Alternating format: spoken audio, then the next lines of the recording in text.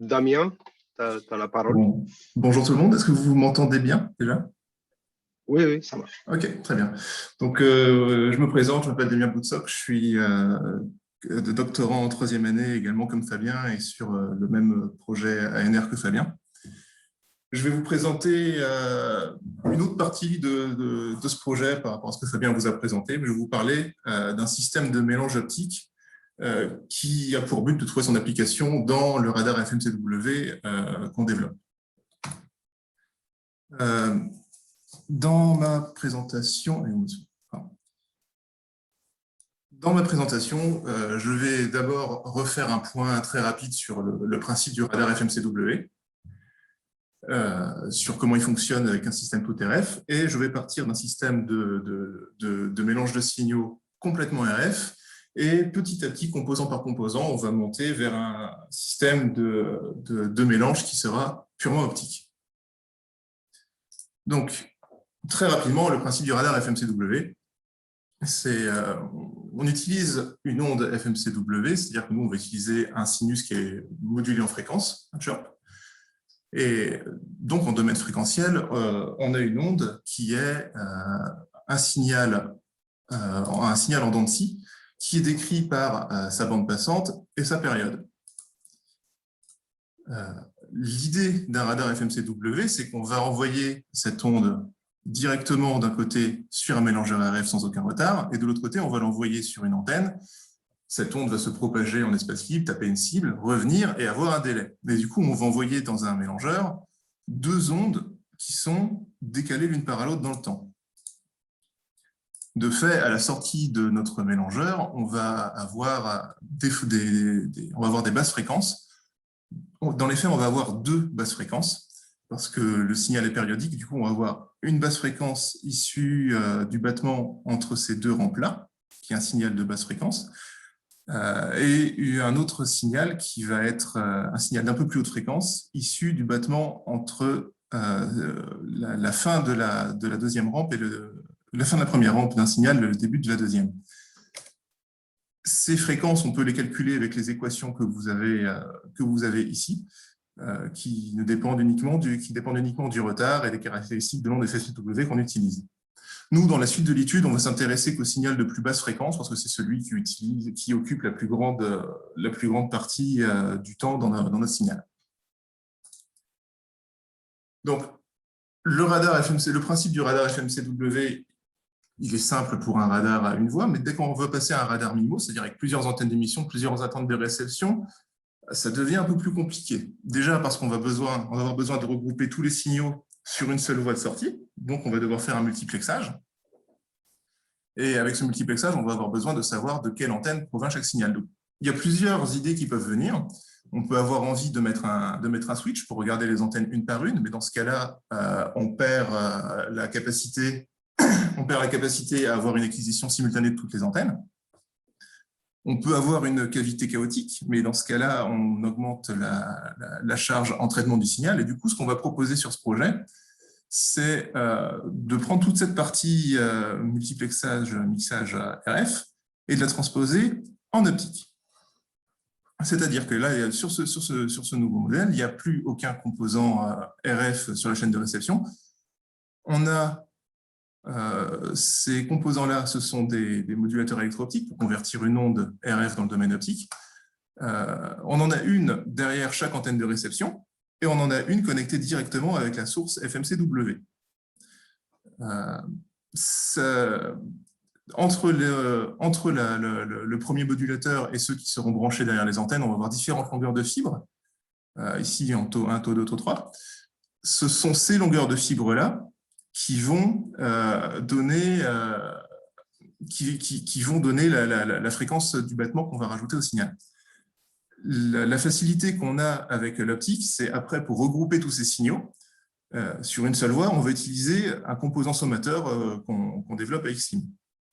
Ce composant sommateur, Fabien vous en a déjà parlé très rapidement, je vais revenir dessus vraiment très, très vite, c'est un concentrateur optique. C'est un concentrateur optique, c'est-à-dire plusieurs fibres optiques qu'on a mis dans une canne qu'on a tirée et qui vont venir éclairer une seule photodiode. Alors, sur la droite, ici, vous avez un sommateur qu'on a utilisé pour faire les résultats que je vais vous présenter. Donc, vous pouvez voir ici, ce que je vous entoure avec le pointeur, les entrées de fibres qui sont concentrées et qui reviennent vers une seule photodiode en sortie du système. Autre petite spécificité de l'optique, les modulateurs qu'on utilise, les modulateurs électro-optiques, ont une caractéristique qui est sinusoïdale par rapport à ce qu'on pourrait avoir, ce qui change un peu par rapport à ce qu'on pourrait avoir l'habitude de voir sur des manipulations purement RF.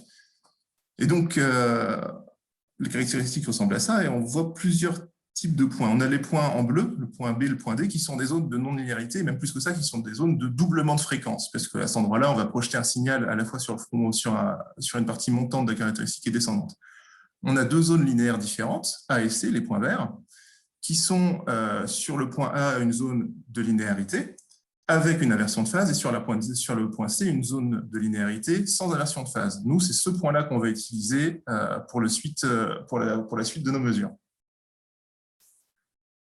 Donc, pour les expérimentations qu'on a faites, on est parti de ce qui est maîtrisé, on est parti d'un mélange complètement RF.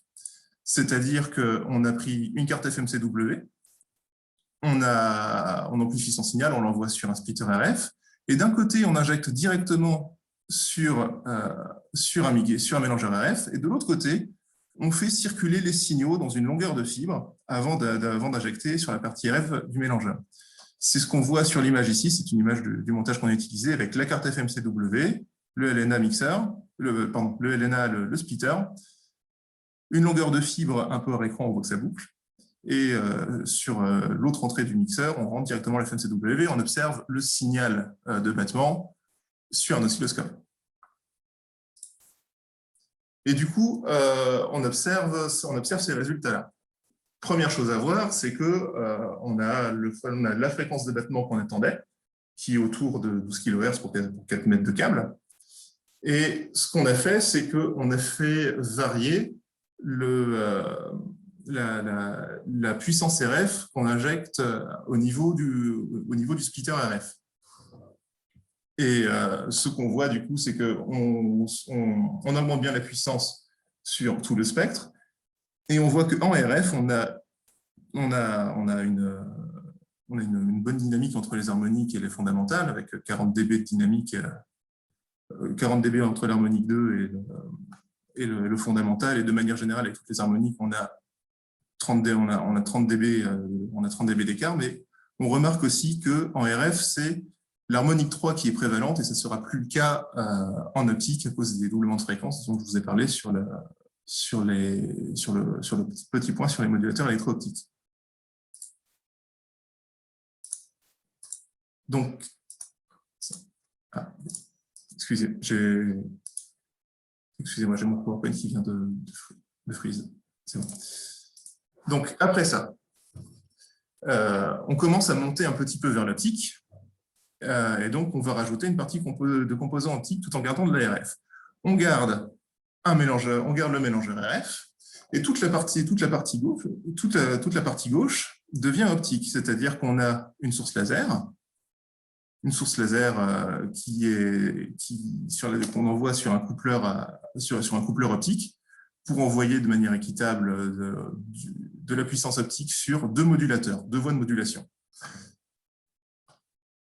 Ces voies de modulation, en sortie de chacune des voies, on va avoir une longueur de fibre propre à cette voie, qui sera la longueur de fibre qui nous donnera la fréquence de battement en sortie du système.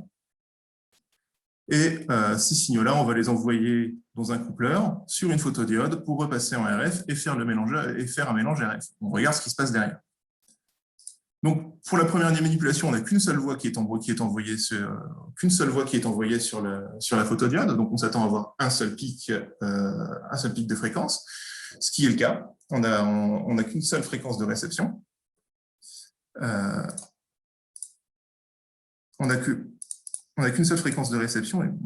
Excusez-moi, mon PowerPoint est en train de... Voilà. On n'a qu'une seule fréquence, on a qu'une seule fréquence de battement, et on a fait varier la puissance optique qu'on envoie en entrée de la partie optique du système. Et ce qu'on voit, c'est que on augmente correctement, on surélève la puissance de tout le spectre. Et de l'autre côté, ce qu'on voit sur les courbes de droite, c'est, alors en trait continu, c'est issu de la mesure, c'est la tension du continu en fonction du point de polarisation du modulateur. Et on retrouve la caractéristique sinusoïdale du modulateur, si ce n'est qu'ici, la zone linéaire est au maximum. Et la courbe avec les points jaunes, avec les petits cercles, c'est la sinusoïde la plus proche des points qu'on a trouvés.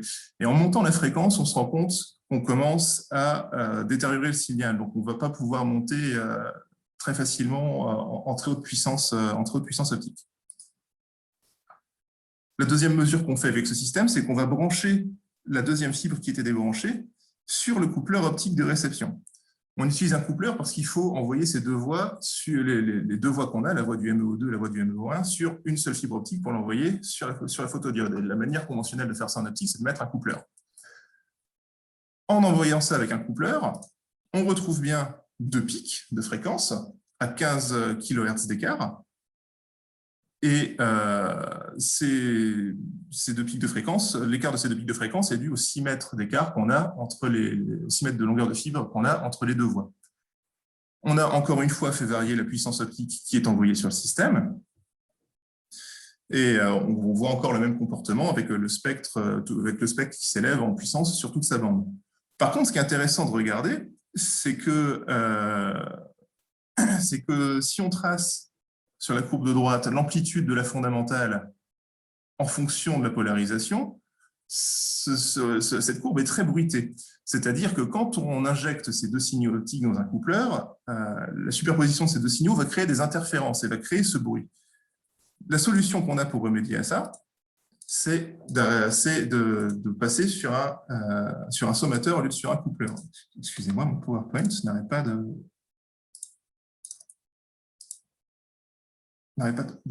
planter. Voilà.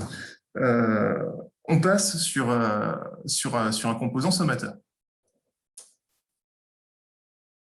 Pour l'instant, on reste toujours sur un mélange RF. On a simplement remplacé le coupleur par un sommateur. Le sommateur que vous voyez ici, que je vous ai présenté un peu plus tôt. Et en faisant ça, on voit sur les courbes du haut, en n'envoyant qu'une seule voie sur le mixeur, qu'on a bien un seul pic RF. Et quand on envoie deux voies, on a bien nos deux pics RF qu'on avait tout à l'heure avec le coupleur. Et la grosse différence avec le coupleur, c'est que l'amplitude de la fondamentale versus le point de polarisation du modulateur est débruitée. C'est-à-dire qu'avec le sommateur optique, on n'a plus les interférences qu'on avait avec le coupleur. Autre chose qu'on peut voir, c'est qu'avec le sommateur fonctionne correctement, parce qu'on a des puissances équivalentes sur les deux pics. Et donc, on va pouvoir commencer à faire des mesures avec ce sommateur. Ici, on voit un peu mieux les deux pics des signaux espacés de 15 kHz.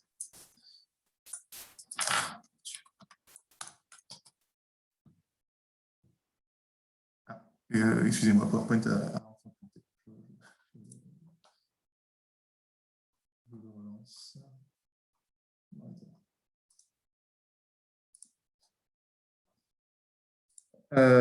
du coup, on va faire des mesures en jouant sur les points de polarisation de ces modulateurs.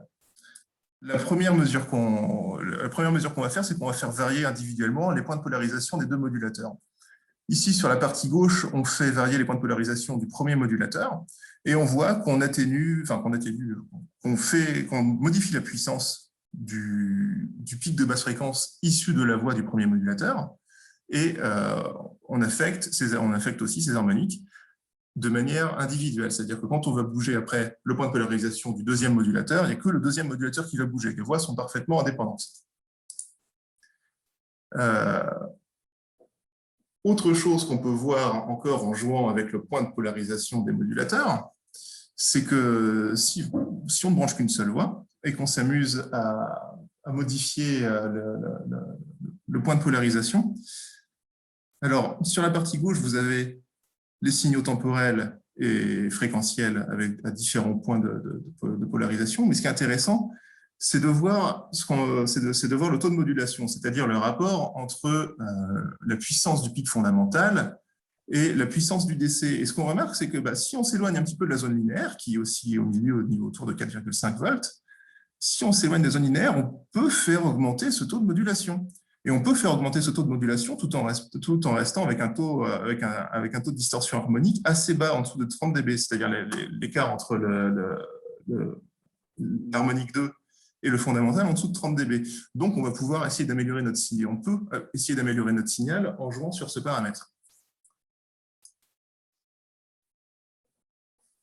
Ensuite, la suite de nos manipulations, c'est de passer du coup encore plus loin dans l'optique, c'est-à-dire que là, on n'a plus du tout de mixeur optique, on n'a plus du tout de mélangeur RF, on a un mixage purement optique. Donc, là où avant, en sortie de la diode, on avait un mixeur, maintenant, on n'a plus rien, on a remplacé ce composant par un modulateur électro-optique qui est branché directement en sortie du coupleur RF. C'est ce modulateur qui est alimenté cette fois avec la puissance optique qui sort du laser. Comme tout à l'heure, on part dans des coupleurs. On part dans un coupleur optique. On sépare sur deux voies avec des longueurs de fibres différentes, et on réinjecte dans des modulateurs électro-optiques qui sont reliés aussi directement sur le splitter RF.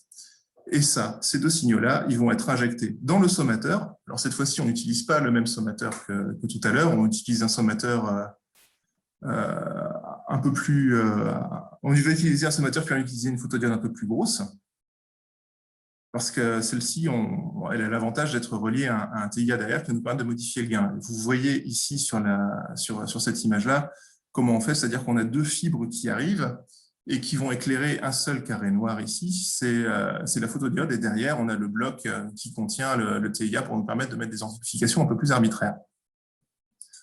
Et en travaillant là-dessus, on va commencer par par réobserver l'impact des points de polarisation des différents modulateurs sur les signaux finaux. Donc sur la partie droite, comme tout à l'heure, c'est les variations des modulateurs de sortie du système, un par un. Donc si on fait varier les points de polarisation du modulateur 1, on affecte le pic issu du modulateur 1 et tout le spectre qui découle de cette voie-là. Et de même, si on travaille sur le modulateur 2, on affecte le pic issu du modulateur 2 et uniquement celui-là. Par contre, maintenant, on a un modulateur qui est en amont du système, et lui, si on affecte ce modulateur-là, on affecte la totalité du spectre. On travaille sur la totalité du spectre sur les deux pics en travaillant sur ce modulateur-là.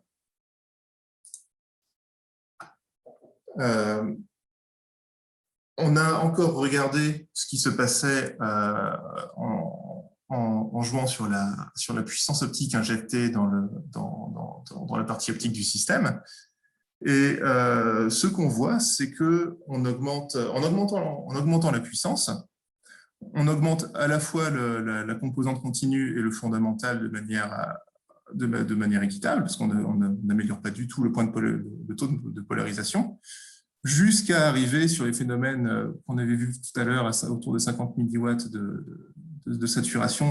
En réalité, c'est un petit peu moins linéaire à cet endroit-là de la courbe.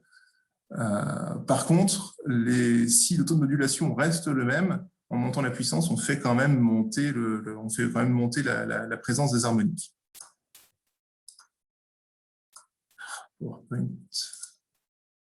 Voilà.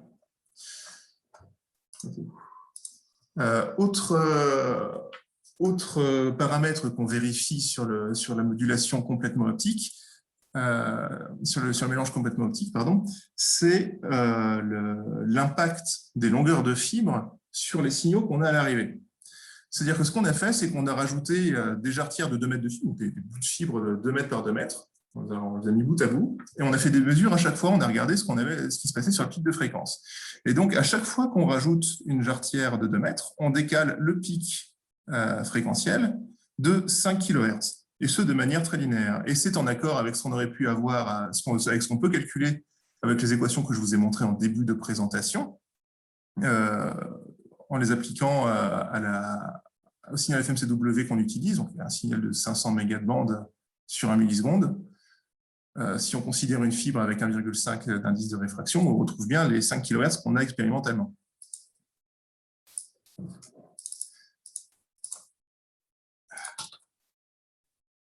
Excusez-moi, je ne sais pas ce qu'on me fait PowerPoint aujourd'hui.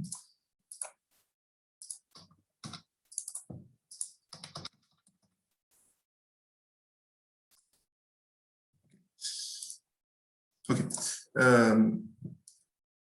Autre mesure qu'on fait avec ce montage, avec le sommateur branché sur le TIA, c'est qu'on va jouer sur le gain du TIA.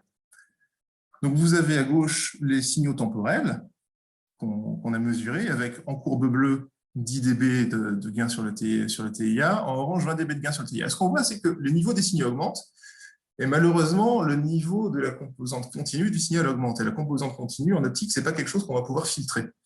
Ce n'est pas quelque chose qu'on va pouvoir filtrer parce que c'est la puissance optique du laser, c'est toujours positif. On peut pas, contrairement à RF, on ne peut pas envoyer une tension négative.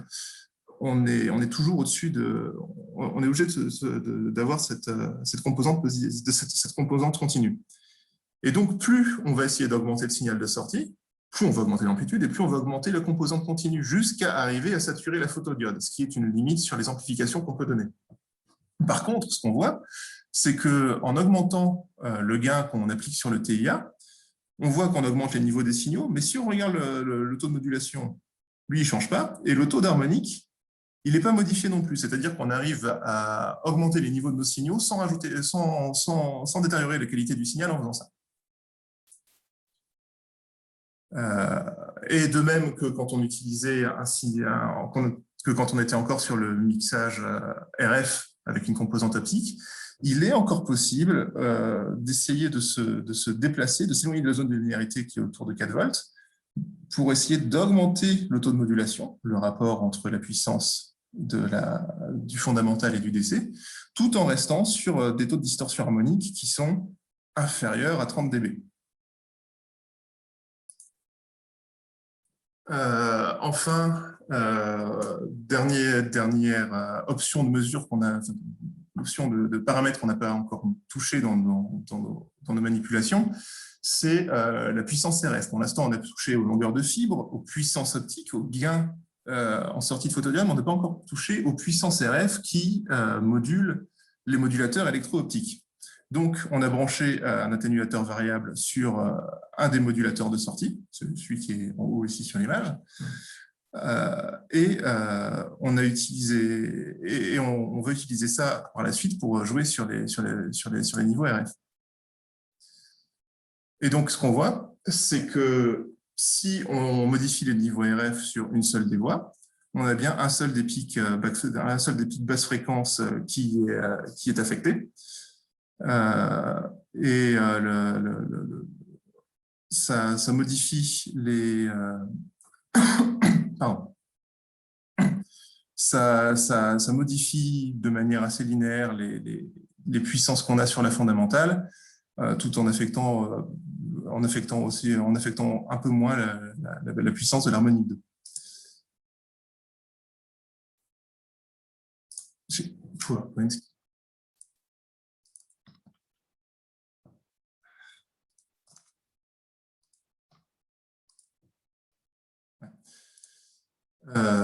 Du coup, pour finir sur cette partie sur le mélange optique, ce qu'on a réussi à faire avec ces manipulations, c'est qu'on a fait une démodulation FMCW entièrement en optique, sans avoir aucune composante RF derrière ce qui sera la chaîne de réception d'un radar.